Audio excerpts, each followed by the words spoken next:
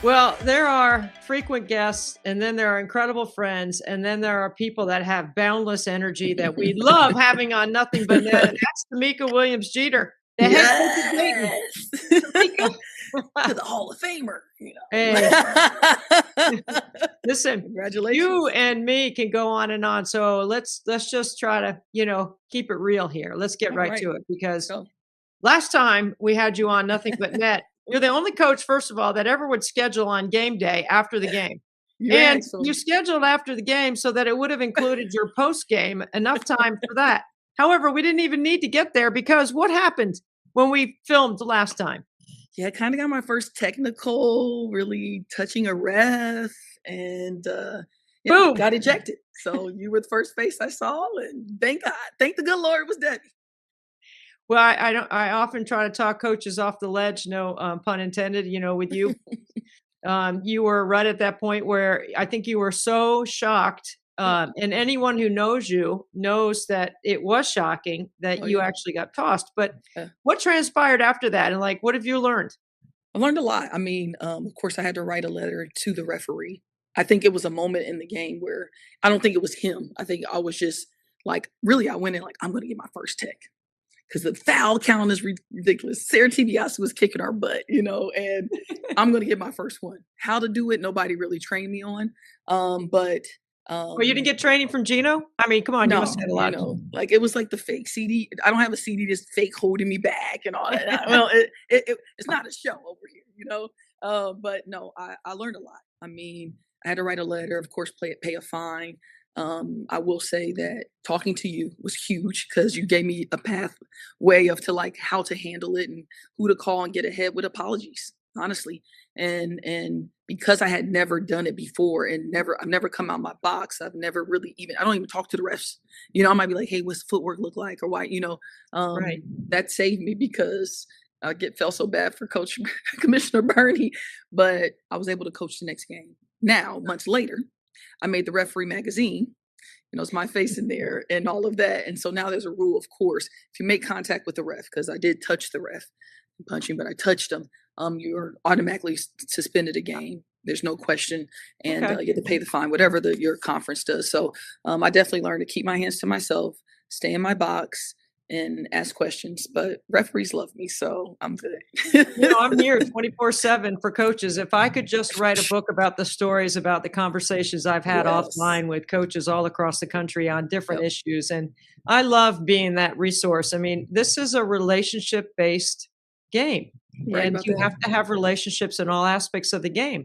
My relationship with you goes all the way back to when you were the number one recruit in high school, coming out of Chaminade, Julian, and Dayton. And I attended a game with, rest in peace, our dear friend Nancy Darsh, who was recruiting you at Ohio State. And I went to the game with Nancy and I watched you. And it was I can't say I had been on a lot of recruiting. I'd watched a lot of games, but I hadn't watched sitting next to a head coach and listening to what Nancy had to say about you and then watching your incredible career. We're not going to dig into your accolades. It'll take too long. We don't have that much time because it is a long list of things. But I do want to ask you, because being the number one recruit coming out of high school, being so sought after, if you were to fast forward 25 years, right, to now in the landscape with NIL and rev share and all of that stuff, what do you think? Because I know you had to have reflected on, man, if this was me during my time, I can't imagine what I would have had. Tell me about it. It would have been all of us. I mean, talking about some of the top recruits in the country, arguably at that time. And it was a time where people were starting to put us on TV. Georgia was good with Saudi Roundtree and Don Staley and them had just graduated. The twins, those were kind of the people kind of looked up to. Rebecca Lobo's coming around, of course, Tennessee, Louisiana Tech. You had all of Florida, they got after. So you had all of these, Stanford, of course, these powerhouses that were coming into play. But people were just starting to pump money into women in sports, especially in basketball. We also were the first class to graduate. No, there was a W, right? I had the ABL here, so Columbus Quest was huge for us, but it went down, right? So now we have the WNBA, so we were also coming into play with that. We went Nike my freshman year. I remember my first year, we played maybe 3 or 4 games at Harvest Civic Center. By my senior year, it was like flip. We only played a couple Wow. games at Gamble because you're talking about 14,000 to 20+ thousand people showing up, and it was really sold out. So the amount of money that was being pumped into that place with us, our jerseys get sold. Oh, mine sold. We're third. Oh, mine sold out today. It would have been unbelievable. Like I'm talking about, there's no way we would have walked away every year without making $1 million. At least, when I'm looking at the other numbers. Plus, I think my little crew, we were marketable. We had personality, Yeah. Coach still has us around, still calls all the time because we Man. were a fun group to be around. We definitely pushed them and we're still always around, So I think that would have made us really pushed us over the top. Am I happy that we didn't have it? Yes, Debbie. Because our egos were already big enough. I couldn't imagine. We probably would have transferred and not been the team and the friends we are 20 some years later. It's certainly always a work in progress when you're putting teams together, no matter status, how much you're on TV, whatever your, resume looks like from a basketball standpoint. But you definitely had some special years at UConn. I didn't realize, I always looked at the Rebecca Lobo, Jen Rosati years as kind of like turning the corner at ESPN and ESPN paying attention. And then, of course, the explosion of what you just described with your group. I mean, you're talking Diana and Sue and Swin, and you don't even, these are iconic names. You don't even need a last name. Everybody knows what you're talking about. Tamika. That was the game plan. Yeah. Okay. So for you, 7 wins, 12 wins, 18 wins in now you're in your 4th year. Last year, tied for 5th in the A10. The A10 right now has 4 teams above the 65 in the net. Okay. So it's a very competitive league. What would you say has been a couple of keys to you having success and really turning the corner at Dayton? People and culture. I think it's, sometimes people overuse it, but the people you're only as good as the people to your left and right, and growing like every year. My first year, I was a fish out of water. It was like, who do you hire? What type of kid do you bring in? And I just remember fighting for culture and standards, like never lower your standard, Tamika, and fight for your culture every day. So that's kind of what I live by in this space. And we always have to be better than we were yesterday. And it starts with me. So I think that's kind of where we've gone. The type of kid we brought in is fit that I don't have to manage culture. We had our highest GPA ever in the history of women's basketball here at University of Dayton, majoring in real majors. And they're great kids. I don't worry about them off the court. I just have to coach basketball now. You talk about great kids. I think that starts with Nio Lear. She's coming off a career high 30. She's a member of SAC. She's been with you for 4 years. So last year she was around 4 points a game. This year she's at 16, leading your team. I mean, you just mentioned it, like sticking together as a team and what friendships and what relationships you were able to build. But what about the player development side of having somebody who actually stayed with you the whole time? In the state that we're in the environment we have to coach in, we've only had one kid walk in my office and say, I absolutely don't want to be here. There's some kids I had to make decisions on. There's some kids I didn't keep for COVID years, but ultimately we only had one kid walk in and say, I don't want to be here. That's pretty much unheard of. Now you have Niola Year and my walk-on Eleanor Maniac, who's also president. A walk-on's president of SAC, and they're on a lot of other committees. Development's huge. Growing these kids on and off the court. I talked to Niall. She hit 30 now. I got to throw out our All-American nominee Dugan, who crushed that a couple hours later. But Niall Year is, during our last game, is at Fordham. One of our kids makes a mistake. Niall's a very introverted kid. She's, criminal justice, cyber security type kid. She keeps everything tight. And she goes over to the kid. She goes, hey, Jock, get your head out of it. Next play, so-and-so and so-and-so. That kid would have never done that. She talks in huddles. She writes letters to people. She wants to be a GA. So she writes letters. She was not a high GPA kid when she got here. She's been on Dean's List her whole sophomore year, junior year, and senior year. Right. So we're not just doing it on the court with these kids. And just as much as my assistant coaches push me, I push them to make these kids better. We hold them accountable. I'm honest with them. My assistant coaches, my staff, we're very honest with them, but we're there for them. They know we care. And that's why I think retaining kids is huge, right? The type of kids you want, but also seeing that, man, it's going to be ugly tears at the end of the year. Oh, there's something chilling about listening to a story about this one particular kid that we're just Yeah. seem to be pointing out right now, Nio Lear, who's your senior, who is averaging 16 points a game, leading your team, coming off a career high 30. She stuck with it, and I'm sure there were tough times, and she Oh didn't yeah. always start, she didn't always play, and your job is to try to recruit more and better and just keep, Yep. raising the bar. I gotta believe that if we ever lose telling the stories of players like Nio Lear, then we're gonna lose the pure fabric of what sport is supposed to be all about, and I'm afraid Yep. we're starting to lose it. I agree. I mean, yeah, it's going. I mean, with rev share and things like that, they're kids who I've seen have great experiences, win, become better players and better people, and still leave. The mighty dollar is winning out. I Yeah, think Kim Mulkey said it. They asked her, "How do you keep this up?" She said, "The green money, money, money." And it's true. I don't. That's definitely not going anywhere. The numbers are only going Yeah. up. I'm sure ads and commissioners and everybody wants it to even out, but I mean, you'll lose a kid on $5,000. That's the hard part. It's like, do you want to chase a life experience, and is $5,000 to $10,000 enough to change your life? Now, there's some young women, young men who are making a decision that, you talk about multi-year, multi-million-dollar decisions. That's a very small percentage. For us, we chase the experience. We chase making sure kids know we care. We're there for them during the tough times, and we push them hard on the court. And really, you can only control the controllables in the state that we're living in and coaching in. So that's kind of my focus. That's where I stay. I think you have to stay there, right? And, Yep. and you have to keep it as humble as you can in Yep. a landscape where everyone's out for themselves and what they post on social and how much can they make. And it's just such a different time. So, um, you know, with all humility and getting your first experience as a head coach at Wittenberg, you Yeah. had been in the Tiger Big up. 12 as an assistant. You've been in the Big East as a player. You've been in the Big 10 as an assistant. I mean, you had really worked your way up. And then Brian Agler said, "You know what? I'm going to go get Tamika Jeter. I think she would be a good head coach here at Yeah. D3." What was that experience like? What did you learn? Man, I thought he was crazy. First of all, that's not how it happened. It was a total setup. I don't know anything about Wittenberg. I don't know anything about D3 basketball. I don't even know anything about D2, NAI, a little bit about junior college. And Yeah. my mother has severe short-term dementia. So he calls me and says, "Hey, come."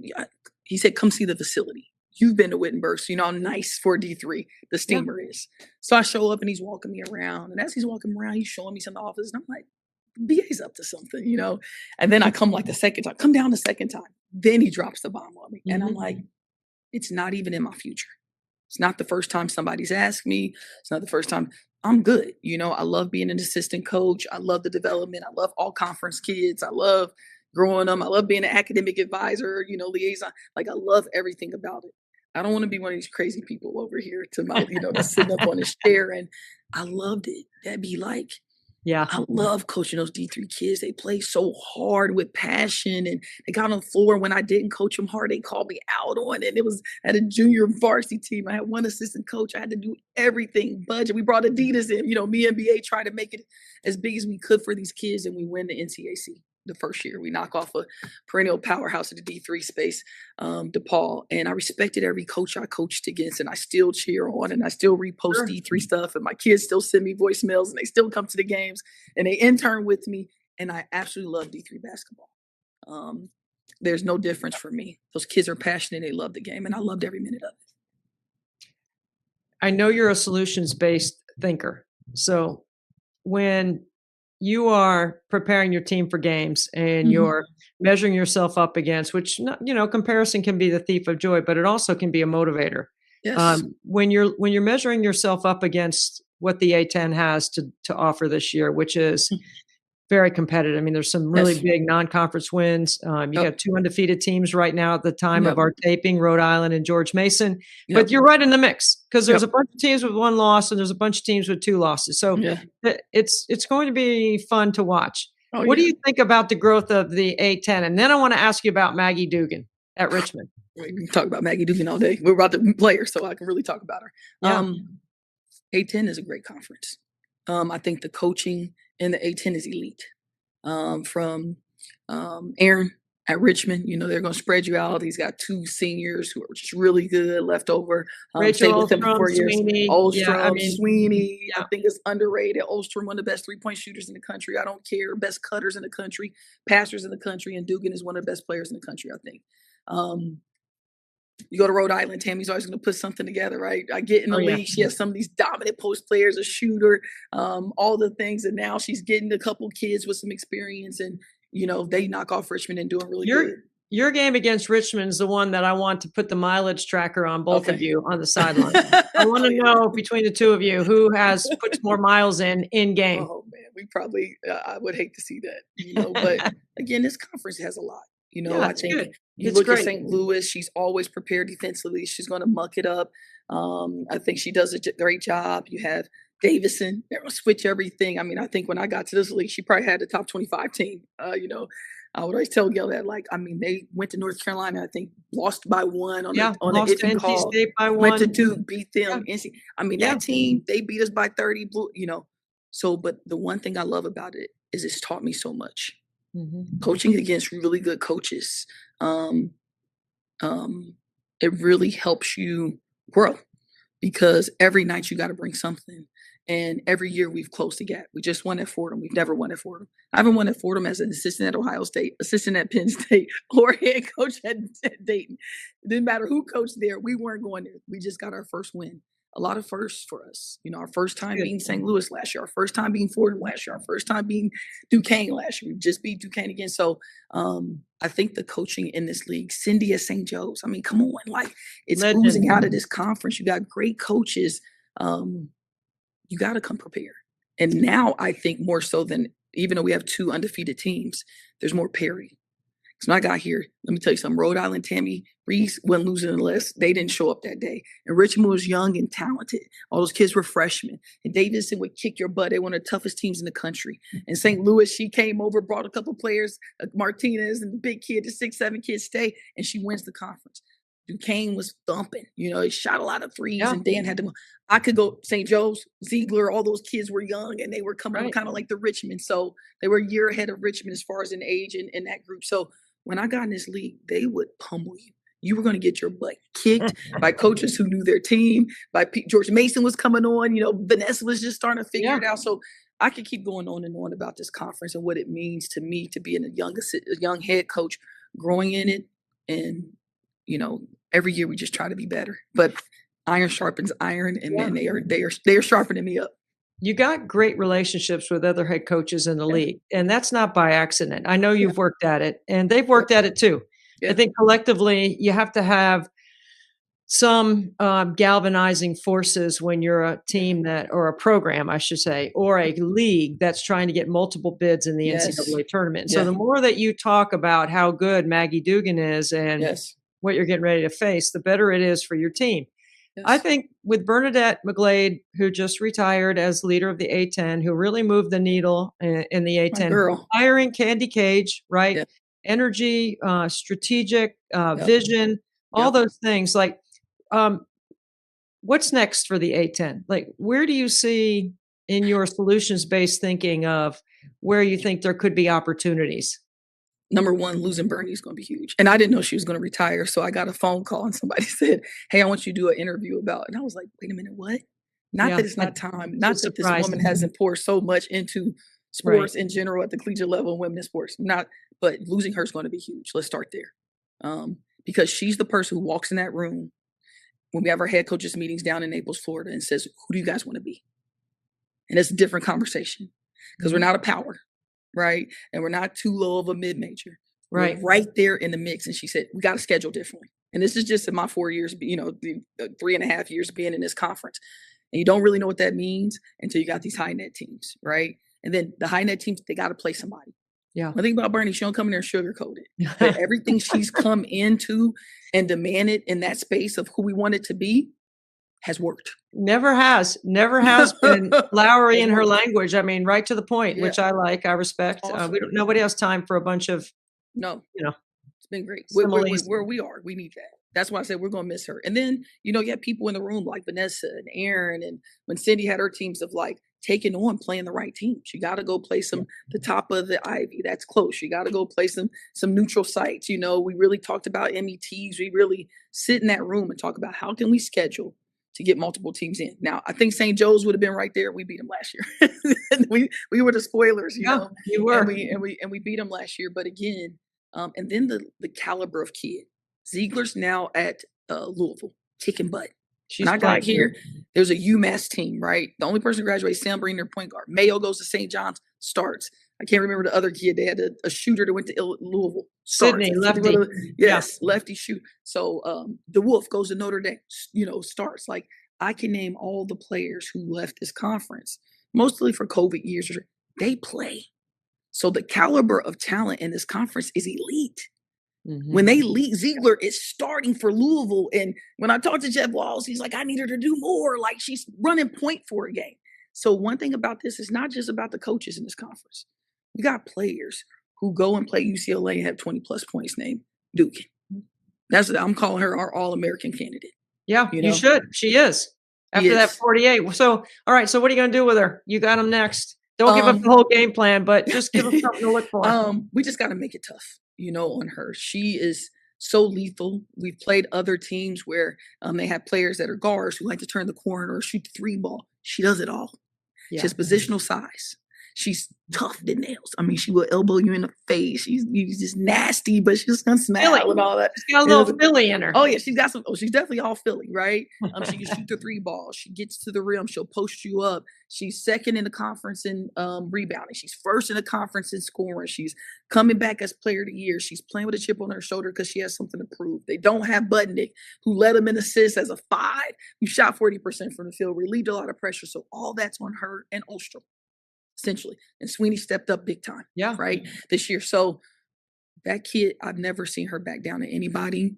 She's our All-American candidate. I can't wait to get on my rat call because I don't know why they picked me, because they're not going to be able to cut me off, Miss Debbie Antonelli, okay? To talk about this league and a kid like that represents this league. She's high character, high academics. I think she's going to be an attorney. She's a fan favorite. I love her game. I respect her. I think she could be a pro. Any scout looking out there, just call me. I'll sell that kid to anybody. She's just mean, tough, and oof. Sounds a lot like a scout report of Tamika Williams back in the day. She's good. Coach Jeter, Coach J, Coach T. I don't know what they call you, but whatever they call you, they better call you boss, because you're on top of it. And we are so pleased. I mean, still one of the best interviews we always have is getting you to be on our podcast. You are welcome here anytime. We love your energy. We love having time with you, Tamika, and we appreciate you giving us some time in your schedule as you prep for Richmond, which is coming up next for the University of Dayton. Well, Debbie, I just want to say thank you. I always say this on here. You are a godsend to me, and you have known me for a long time. And after that game, you know where I was. And for you to be the angel that just said, hey, this is how you maneuver, or that angel I can call, or somebody that you do this. And every time I go on Twitter, you're interviewing another kid, a kid from a school nobody knows about, a coach from a school nobody knows about. You're going to have a library when the good Lord takes you that is going to be, we want to bury you in both Hall of Fames, because you've committed to our game in so many ways. And I appreciate it, and I've benefited from it. We love you, and thank you so much, Debbie. Well, I love you too, and thank you so much for taking the time, and thank you for your kind words. And it doesn't ever feel like work when you get to do stuff like this with you, Tamika. You sure act like it. You prove it every day. Spent 4 years in the Beaver Creek suburbs of Dayton, so let's go. Let's go, UD. Big part of my broadcasting career flows through the University of Dayton with my time when Oliver Purnell was the head coach there. So I got a special place in my heart for you. One of my kids was born at Miami Valley Hospital, and Frankie was born there, and we got a lot of great friends there. So I'm so grateful for your time, and have a fun time at Richmond. We'll be following along. Oh yeah, they got to come to us. Well, thank you, Debbie. Good luck, and be safe, because I know you're about to travel somewhere, cover some game, or promote somebody. So keep doing what you do. Thanks. We appreciate it. That's Tamika Jeter, the head coach of the University of Dayton, on Nothing But Net.